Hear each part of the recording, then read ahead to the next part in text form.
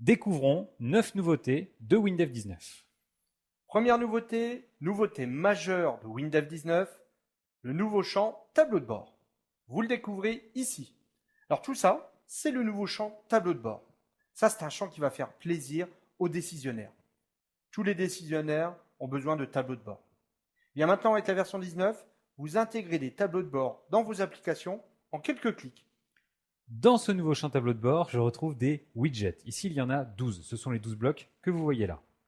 Ici, le décideur voulait un widget pour voir les chiffres clés du mois, un widget pour voir le nombre de ventes et des widgets pour suivre l'avancement des principaux projets. Alors juste en ce qui concerne l'OS, ici on est sous Windows 8.1, mais ça marche pareil sur tous les Windows. XP 2003, Vista 2008, Windows 7, Windows 2012 Server, Windows 8 et aussi Windows 8.1. Dans le tableau de bord, vous pouvez mettre tout ce dont rêvent vos décisionnaires. La progression en temps réel du chiffre d'affaires, le nombre de commandes passées, le résultat par commercial, les évolutions de cours de bourse, des comparaisons avec des concurrents, la fréquentation de sites web. Un widget, c'est une fenêtre interne, tout simplement. Vous y mettez ce que vous voulez, des champs, du code, tout ce que vous voulez.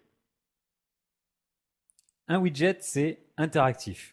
Regardez, je peux cliquer ici sur les boutons dans les chiffres clés pour changer de mois. Et regardez, je déplace un widget, le tableau de bord s'adapte automatiquement. Je redimensionne un widget, le tableau de bord s'adapte automatiquement. Le nouveau champ tableau de bord de Windows 19 se réorganise dynamiquement et automatiquement. C'est génial. Et comme tous les champs Windows, le nouveau champ tableau de bord bénéficie de FAA. Et FAA, je vous le rappelle, c'est les fonctionnalités automatiques de l'application.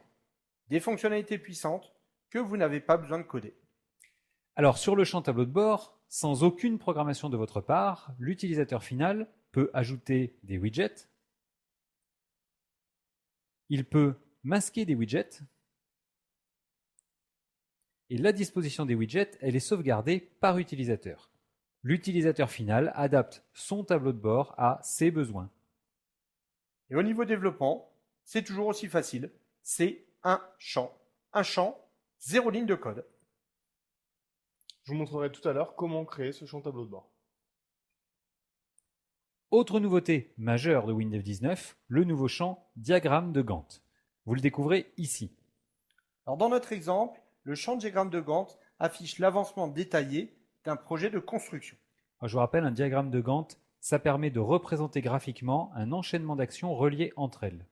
Alors ici à gauche, vous voyez la liste des tâches, et à droite, leur durée et leur dépendance. Par exemple ici, pour le triplex de M. Garoni, on voit que la tâche câblage de la salle de cinéma ne peut pas démarrer tant que l'électricité n'est pas installée et tant que la fibre optique n'est pas posée.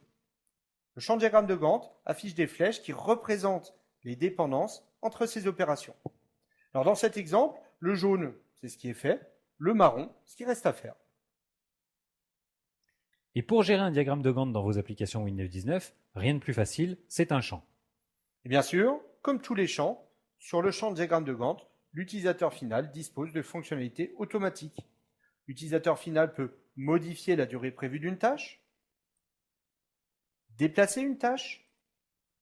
Et vous le voyez, le diagramme de Gantt s'adapte automatiquement. L'utilisateur final peut aussi créer une tâche, supprimer une tâche, changer la durée d'avancement d'une tâche, créer une dépendance, supprimer une dépendance. Bien sûr, ces FA, vous pouvez les désactiver. C'est la fonction wlangage, désactive FA. Et si je veux l'imprimer, ce diagramme de Gantt, il faut que je code quelque chose ? Pas besoin. C'est aussi une FA. Clic droit, imprimer. Et WinDev génère automatiquement un état avec ce diagramme de Gantt. Vous voyez ici le diagramme de Gantt dans l'aperçu avant impression. Alors ici, on vous a présenté un diagramme de Gantt sur un avancement de projet. Le diagramme de Gantt, vous pouvez aussi l'utiliser pour un processus industriel, une production, etc. Vous vous rendez compte ? Vous avez besoin d'un diagramme de Gantt, votre version 19 est rentabilisée. Autre nouveauté, les animations automatiques sur les graphes. Alors ici, je vais ouvrir une fenêtre de statistiques. Et regardez bien à l'ouverture de la fenêtre, vous allez voir, en version 19, les graphes sont maintenant animés. Je clique. Ça, Ça donne du peps à vos applications, ça les dynamise. Et pour vous, ces animations, c'est automatique.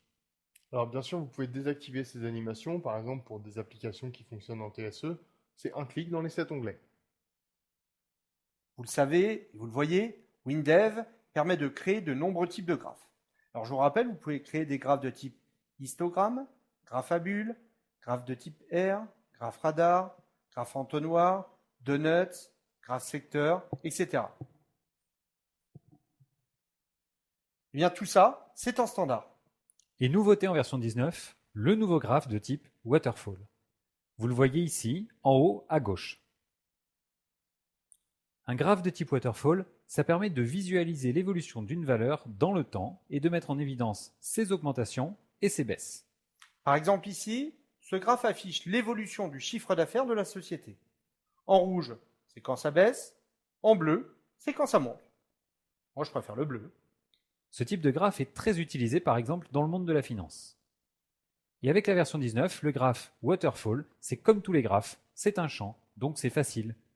Et ce champ, il est également disponible dans WebDev et dans WinDev Mobile. Alors ici, les données des graphes proviennent de la base de données HFSQL. Bien entendu, vous pouvez utiliser n'importe quelle source de données. Une base Oracle, SQL Server, MySQL, un AS400 ou même un ERP comme SAP par exemple. Parlons maintenant du champ Cube Rollup. Ça, c'est un champ exceptionnel de WinDev. Rien que ce champ, il rentabilise l'achat de WinDev. Ici, par exemple, on a demandé au Cube Rollup d'afficher le chiffre d'affaires et le nombre d'appartements vendus par pays, par ville, par surface et en haut, par période. Mise en situation. J'ai trouvé un terrain à Paris. Je vais pouvoir construire un immeuble. Alors, qu'est-ce qu'il vaut mieux que je fasse? Des grands appartements ou des petits appartements? Je regarde les chiffres dans le Cube Rollup. En 2013, à Paris, j'ai vendu 3 appartements de moins de 100 mètres carrés. J'ai vendu 21 appartements entre 100 et 150 mètres carrés. Et j'ai vendu 106 appartements de plus de 150 mètres carrés. C'est clair, il vaut mieux que je fasse des grands appartements. Ce champ tableau croisé dynamique, qu'on appelle aussi un cube rollup, c'est un champ extrêmement utile dans le domaine de l'informatique décisionnelle. Ce tableau croisé dynamique permet d'afficher des données ou des calculs sur n dimensions et de les regrouper sur autant de critères que vous le souhaitez. Et tout ça automatiquement, à partir de vos bases de données. Ce champ tableau croisé dynamique, c'est un champ que vous aimez beaucoup et sur lequel vous nous avez fait beaucoup de suggestions. Eh bien, en version 19, grâce à toutes vos suggestions, le tableau croisé dynamique a évolué. Parmi les nouveautés du tableau croisé dynamique, du TCD, vous pouvez maintenant avoir un niveau de granularité supplémentaire à la semaine. Vous le voyez ici. Autre nouveauté du TCD, l'utilisateur final peut maintenant appliquer des couleurs aux cellules. Ça permet de retrouver facilement des valeurs. Vous venez de le voir.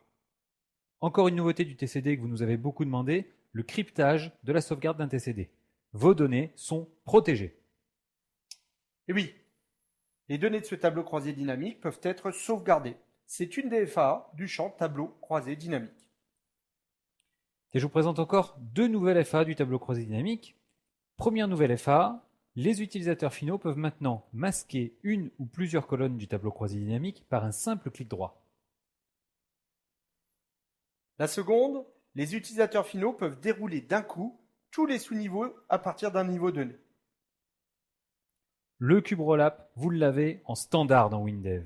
Utilisez-le. Grâce à vous, vos clients prendront de meilleures décisions. Alors là, je viens de vous montrer 4 champs. Vous vous rendez compte de la puissance de chacun de ces champs? Un diagramme de Gantt, si vous devez le programmer à la main, c'est minimum 1 mois de développement. Un cube rollup, si vous devez le programmer à la main, c'est minimum 2 mois. Ces champs, vous en mettez un de chaque dans vos applications, vous gagnez plusieurs mois de développement.